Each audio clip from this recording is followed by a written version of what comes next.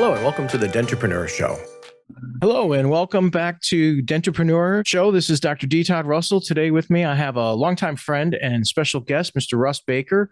Russ and I know each other from a personal connection as well as our time in the dental space. A number of years ago when I launched my DSO, Russ was one of the guys that we reached out to talk about the boring topic of procurement or supplies. Russ is an expert in this area. He had a long career with Shine, and now he is the Vice President of Equipment Repair and Supplies for Dental Whale. Russ, welcome to my show. Thank you for having me, Dr. Todd Russell. It's good to see you, my friend. It's been good to see you too. You're Yeah. down there in sunny Charlotte. Enjoying, I'm assuming sunny. It looks like, I don't know if that's a fake screen behind you there showing sunshine or if it's really what's happening behind you. Yeah, no, it's a little fake backdrop there, but it is. Well, it's a little cloudy today, but it has been beautiful. The allergies are in full force. Perfect. So, Great. Yeah, we don't have that up here in Cleveland just yet, but it's coming. Okay. Well, Russ, this segment of my show that I'm working on right now involves, guys like you talking about, we're breaking down sort of the P&L, the important things in the dental space that as I am building my practice for my eventual exit, the things I really need to pay attention to and why. So key areas, cost of goods and services, right? If those of you that have listened to my show already know, I've broken that down on the P&L thing, on the P&L show, but goods and services, dental supplies, dental labs, right? So along comes Russ. Russ, we know that it's supposed to fall within some kind of magical percentage of our total revenue, right? We use 3 to 6% for my organization. Some say higher, some say lower. I think that might be a pretty big range. But tell me your feeling and what you guys are seeing on your end as far as how that looks for a lot of the groups you work with. Yeah, no, thanks for having me on. And I think what you're doing here, Todd, is great as far as just kind of educating, bringing on folks. Thank you for having me on, just to kind of help educate and kind of learn a little bit about the business side of dentistry. Because I think all too often, specifically with solo practitioners, and I've been doing this now for 30 years, so 3 decades, which is kind of weird to say, but true, is you find a lot of people that spend a lot of time kind of, working in their business, but they don't kind of put on the CEO hat and kind of work, on the business. Mm-hmm. So specifically as it relates to some of your variable costs, which would be your procurement, so your supplies and your lab, what we see is that it's a range, right? We try and keep our docs we work with, like setting a goal of about 4% of production.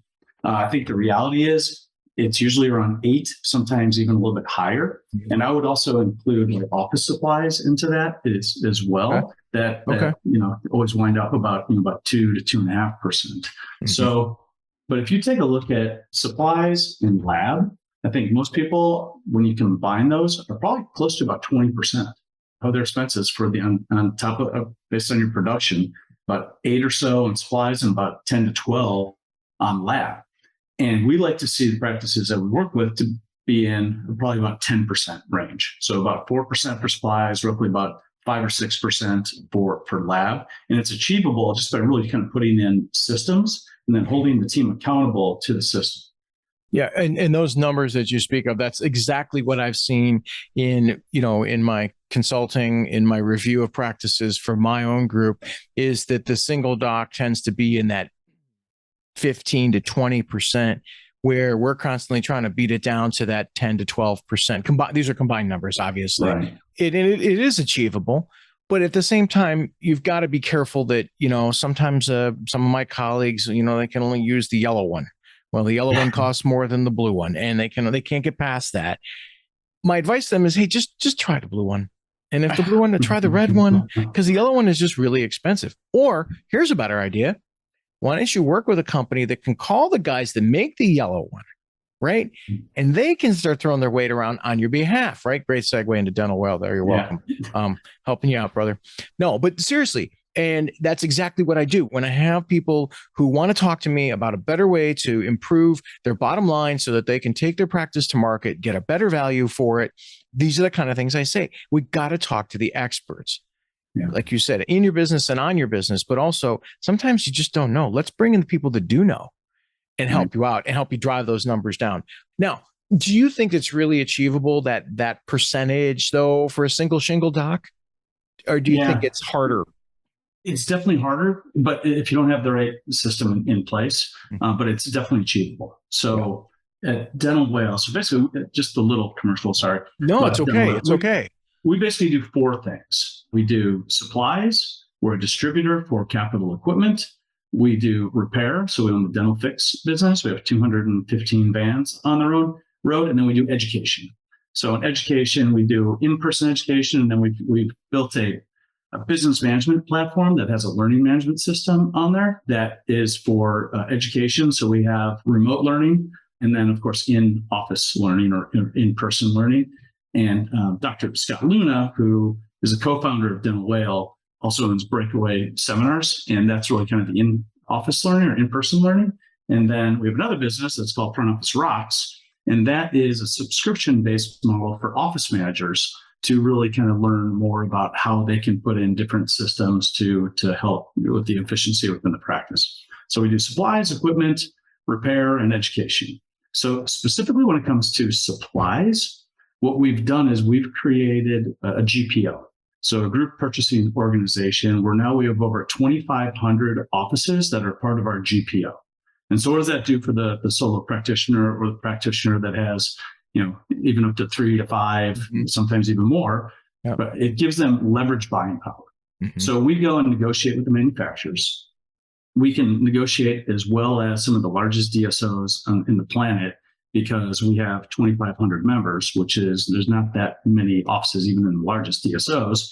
And we've created a formulary of products that we get the best pricing on. And what we have found, and we've demonstrated to our manufacturer partners, is over 50% of the items that are purchased come through the Dental Whale formulary. And we have over 5,000 SKUs that are in that formulary. And that's where you're going to find your best savings. Yeah. And to your point, that the yellow, the blue, the green, you'll find a wealth of the things within that whole realm. But we found like the non-technique sensitive items. There might be a different criteria for why you choose one product over another, and oftentimes it can certainly be price. But even within the formulary, honestly, there's products like from Kerr and Caulk and 3M that are all top shelf, but they have better pricing. And here's something for the listeners on this. Look, at every dollar you save drops down to that magical term called Ebitda, right? That's net operating income. So that's above all the accountant stuff, which at the very bottom is what you pay taxes on. Ebitda is what you're going to sell your practice based on. Every dollar comes back to you in a 4, 5, 6, 7 times multiple, depending on who's buying it, the time they're buying it, and how big you are at the time you sell. I've already talked about that. And so if not, we'll reference back to the P&L conversation on a different podcast that I had. But think about that. Get away from the yellow one. Go get the blue one, or work with Dental Whale and get the yellow one at $1 cheaper, and it'll come back to you fivefold. Yeah. It's amazing when you start to realize that's the case. And by the way, the other thing about it coming at you fivefold is if you demonstrate this consistency over time, not just a month, not a quarter, but years, multiple years of keeping your procurement costs, your all of your costs at a steady level rate, it's going to pay off, because that demonstrates systems. And that's exactly something you just spoke on. And I know you said, Dr. Luna, I have not listened to or been a part of any of his continuing education series, but you've mentioned to me, Russ, that he's got some great programs and I'll let you take off from here on the different segments as far as emerging DSOs and the new dentists and things. So why don't you take it from there on what he presents? Yeah, no, I'll be happy to. So he has several different seminars. The first one is called Advanced Startup. That is really for the recent graduate who is looking to get into ownership faster, right? So he basically teaches like a lean philosophy on how you can set up your practice without a lot of the smaller operatory sizes. You don't need cabinets necessarily on the 3 and 6 o'clock. You can really work from at 12 o'clock, integrating technology into the practice, but really streamlining the practice so that you can get into practice earlier at a much lower price point, so that you can see the benefits of being an owner than actually going to be an associate for a long period of time. Mm-hmm. We also see a lot of associate docs that come to Advanced Startup because they're ready to make the leap to go into practice ownership.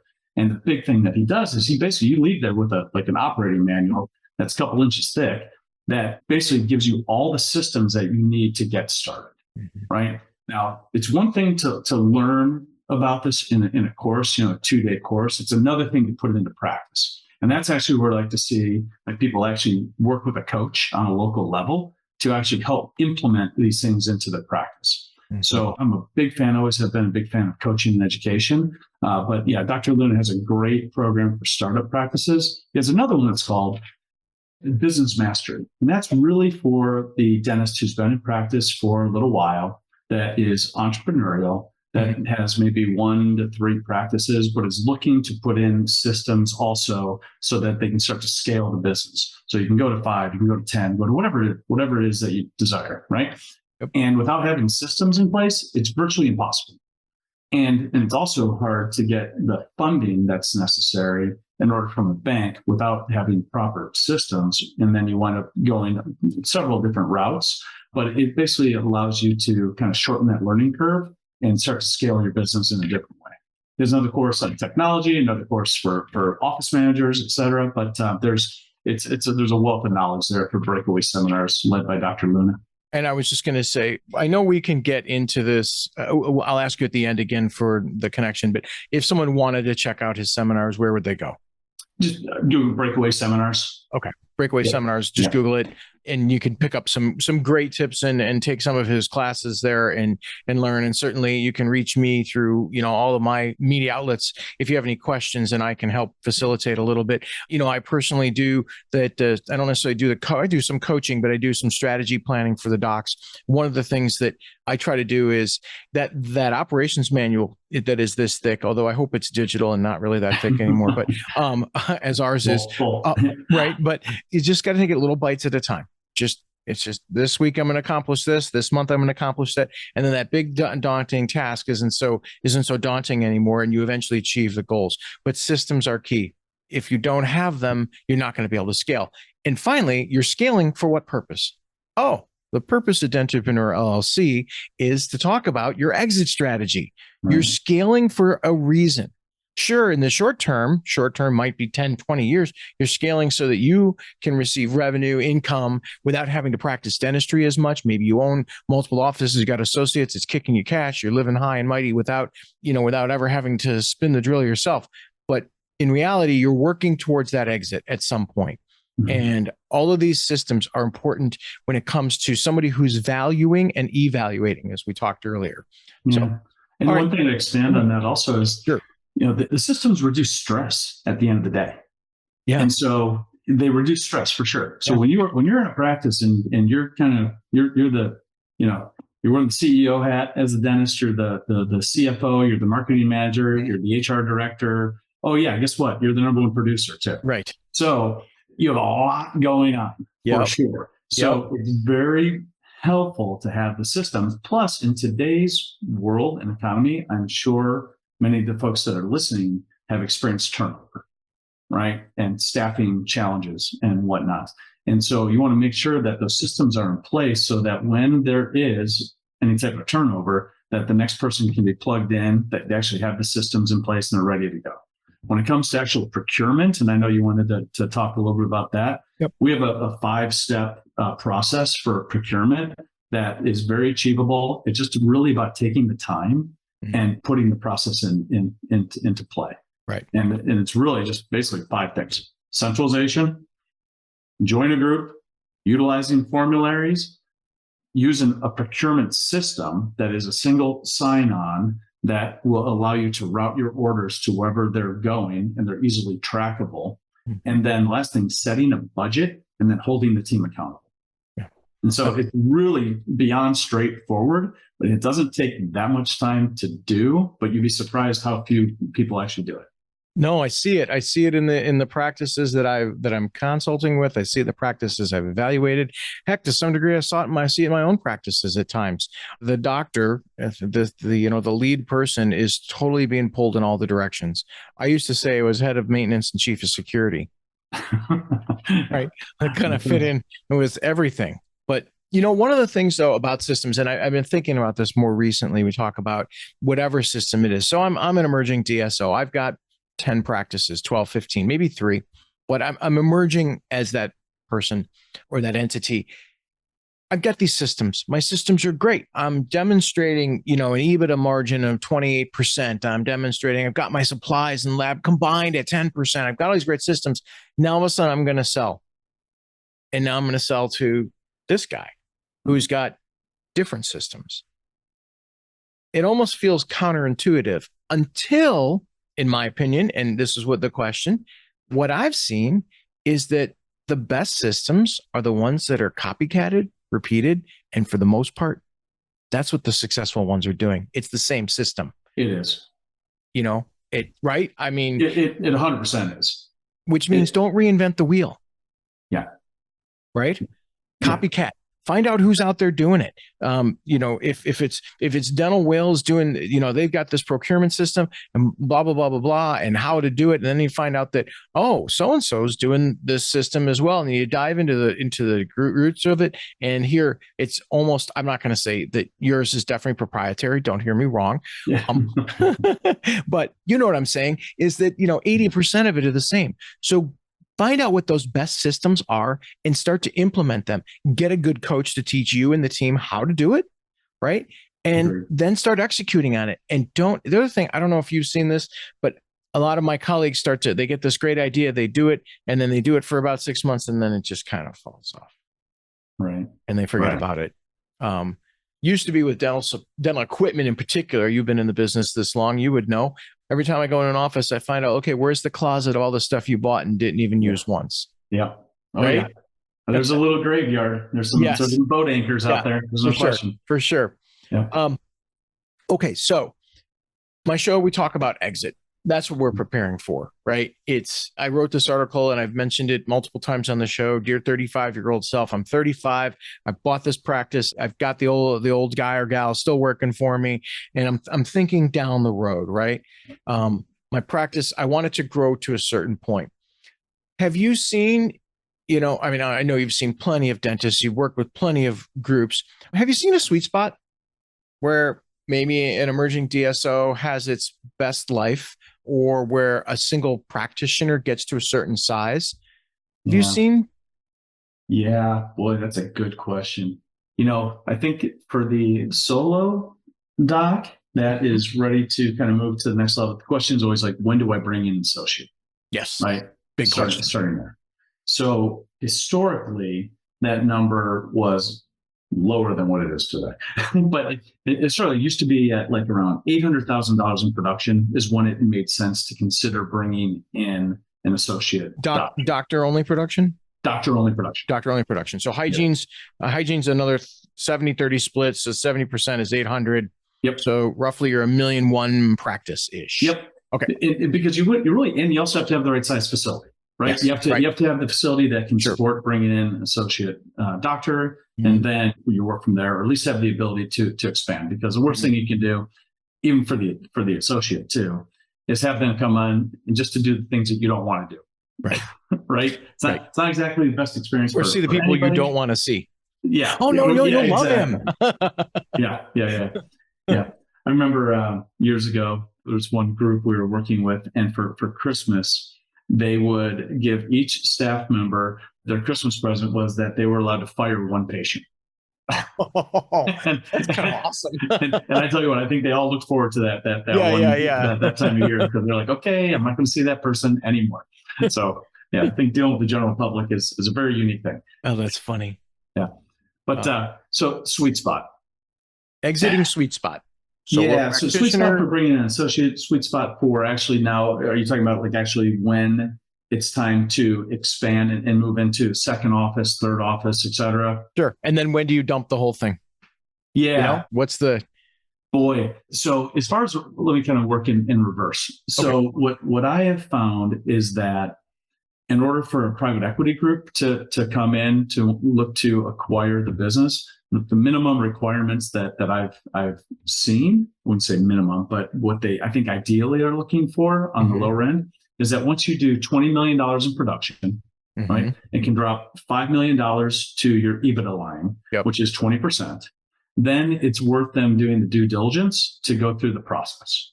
And at that point, things have changed in the last couple of years, specifically with COVID and staffing costs rising and whatnot. So achieving that 20% is absolutely doable, but we're seeing that the multiples are coming down a little bit. Okay. There's still interest rates, borrowing money has cost more too. Or even private equity money isn't even borrowing; it's using the investor money, but they're given that pref, and it's still, I've seen that quite a bit. But it's still an arbitrage, right? So if you start with a solo practitioner, and if you were going to sell that one practice, let's say you do $1 million in production, and you're going to fetch a 2.5 multiple on your Ebitda, and you have 70% overhead. Right, you're going to walk away with $600,000, $700,000, right? So now let's take that same scenario, play it out, right, and where you can capture an 8 or a 10 multiple, right, once you grow up to that level. That is an arbitrage by definition. Right, and what is different is that it is you have built a system that you can replicate. And that a lot of companies and a lot of private equity groups are very interested in acquiring because they look at it as low risk. Like I think back to like the years of like in the Great Recession, 2008, 2009, when things were really bad. And at that time, I was with a very large distributor, and we were years prior to that, we were growing at a really nice clip. During the Great Recession, we didn't drop, but we leveled out. Right. And I think a lot of dental practices went through that exact same thing. And so it's a hedge against the entire economy. It's healthcare. And it is not, I would say it's not immune from macroeconomics, but it's highly resistant. So people who look that they want this dental in their portfolio, they like the economics within dental. They also enjoy that the oral systemic link, that good oral healthcare will lead to overall better healthcare. And so there's a lot of positive things about the space that are happening, and more and more technology that comes into dental. I think the dentist is going to be on the very forefront of overall healthcare. And there's a lot of exciting things for that, not only today, but in the future, that I think a lot of people are very interested in dentistry that will overall improve people's health. So there's a lot of exciting things happening there. But, talking about kind of just what it looks like, the ideal scenario, I think it varies quite a bit, Todd, to be honest. I'd be more curious to hear your perspective on it, because I think you see a lot of this. No, Russ, it's a pretty deep question. There's a lot of variability the way you could answer that. But you're already touching on things that other guests have hit on. Okay. You've said systems. You've said it's easily replicable. Sorry about that. Say that 10 times fast. I think Ray Kroc and McDonald's, right? It's bam, bam, bam. That's what you want. This is my system. This is the way it's done. I'm Dr. Russ Baker. It's the Baker way. That's how we do it. But to build the Baker way or the Russell way, I call it plagiarism. Others call it modeling. Someone else has done it already. Go find a system that attracts you, that's been successful, and implement it. And you'll get value from those systems. As long as you're also in the systems include things like paying attention to your P&L, knowing all of your line items on expense. We all know topside revenue. Everybody knows that. Oh, I made $1 million revenue, $2 million, whatever. But it's how you spend it thereafter that's really important. And that's where, you guys come into play on the equipment and the supply side. And then, of course, anything that can educate us. And I'm a big believer in the education side of this as well. Every day I learn something new, right? You hear that all the time. It's true. Every day you learn something. For sure. And the big thing that we didn't spend a lot of time is that it's labs, your lab expense. We work with 3 main national lab partners. That you can get full zirconia crown for $50. Right. Full cast high noble $99. Take that. It's high quality too. And then the exciting things that are happening right now also is moving to like an intraoral scanner and actually sending it to your 3D printer to do different things as well. So there are quite a few things that are going to continue to reduce the overall spend within a practice that are also better for the patient as far as like the timing of things and same day dentistry. Yeah, and in fact, you hit the nail on the head. The scanners, the scanner technology, and I don't really think I've talked about this on the show, but I was actually anti-scanner for quite some time, and I'm always anti-new technology until it passes my litmus test, which is a little bit of time. Right. Mm-hmm. So the first scanners that came out, and, we've both been around for the same amount of time. So the first scanners that came out were, put the powder on the tooth and it was so technique sensitive and a drop of water got it, distorted everything. Now I'm scanning for just about everything and it's being sent off digitally to the lab. It comes back in 3 to 5 days, even if I'm not doing in-house dentistry. I actually don't mind it leaving. That's a personal philosophy. I don't mind the patient leaving and coming back. Yeah. I feel like it's actually a marketing thing for me. Mm-hmm. I always think, hey, where were you? Why'd you take the afternoon? Oh, I had to go see Dr. Russell. I love that guy. Then they come back a week later. Oh, where are you going? I got to go back to Dr. Russell's. I love that guy. It's twice they've said they love me. Now, if things go bad, then again, why are you going? Oh, my tooth hurts, Dr. Russell, but I know he'll take care of it because I love that guy. That's what I hope they say. That's great. Not that SOB, I'm going to kill him. But they become a voice box for you is one of my philosophies. But still, that technology is key. It reduces costs. It used to be, Russ, the other thing was that anything that was sent to some of these larger labs was going to China and it was being made with lead and it was coming back. Okay, that's over. Yeah. Yeah, it's over. Yeah. We've got to get that think out of our heads. That was I guess what we call that in this day and age. We'd call that what's the media term? Fake news. Fake news. I think that's fake news now. Yeah. Okay, we know that when we send it to some of these labs, we've got a big one here in Cleveland, Roe Dental. I've driven by the facility. It's giant. It's marvelous. We know it's being done there. So you get that technology, use that to drive your bottom line up. Right. And you think, the labs have gone through quite a bit of consolidation themselves. Mm-hmm. So a lot of the smaller labs are really either got acquired or they went out of business. Yeah. And a lot of the labs that are left, right, they have the latest, greatest technology. They have the ability to do it right in the building. They many of the larger labs will have like an offshore option as well. And that's something you just kind of have to take a look at and experience and see if it works for you in your practice. Right.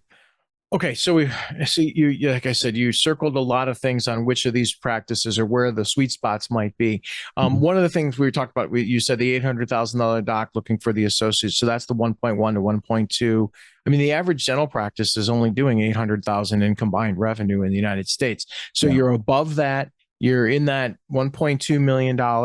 You're a solo practitioner. You've got 5 to 7 operatories, and now you're looking for that associate. And maybe my advice always is to start part-time and work your way to full-time. Mm-hmm. I did that my entire career. At one point, I had 5 hygienists working for me, and it was always a part-time moving into a full-time. And personally, the other thing about my practices is I like a lot of part-time employees. Yeah.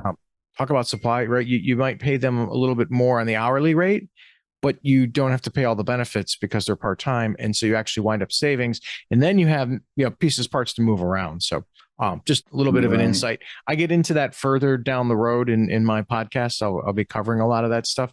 But again, as I told you on this show, I go off on more tangents than there are tangents possible. It's easy to do. There's a lot going on in dentistry. Right? Yeah. There's a lot going on. I have the same issue.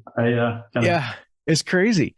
Yeah. Just before we started recording the show, you and I were just some great stuff. We were kicking around. It's amazing. Now I promised you that this would be, a spit and chicklets like podcast. So I guess I'm supposed to swear and have some funny stories. And I really can't do that this time. We'll have to do most of them off air or when we see each other next, which hopefully is a Memorial Day weekend. I don't know if you're going to be around. Yeah, possibly. Good possibility. All right, we'll see. We'll see. We can always tell some Healy stories as well. So right. Absolutely. And thank God for him. No question. What a great man he was. Yeah. All right. So I know I've taken up a bunch of your time. I try to keep my shows, as well my listeners know, to about a half hour. I don't try to bore people with too much stuff going on. So Russ, you're this energetic guy who's been a part of essentially a startup now, is wildly successful at Dental Whale. But tell us about you. Who's influenced you? My listeners have heard the docs that shaped me early in my career, who they are, the books that I've read by General Colin Powell, the speech by Vince Lombardi, What It Takes to Be Number One. Some of my other some of my other guests have told me one read me a poem, one told me about a song. How about you, Russ? Who's influenced you? Well, good. That's a good question. It's a deep question there. Yeah, I know. I would say the person that's influenced me the most is my father. Okay.